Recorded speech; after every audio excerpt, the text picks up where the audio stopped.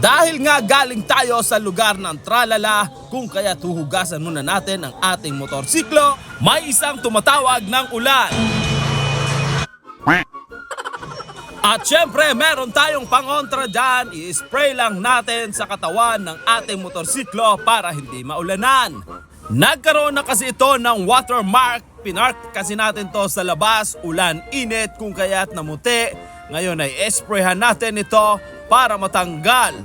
Ito ang ating gagamitin, ang Extreme One Protector, i-spray lang natin, ibuga-buga para hindi umulan. Ito kasi ay may daladalang sumpa para hindi umulan. Hindi ito katulad ng isang spray na kapag ginamit mo, maya-maya ay uulan na. Dahil mura lang naman to, ibuga-buga natin na parang ganito. Sundan ng basahan para hindi tumuloy ang ulan.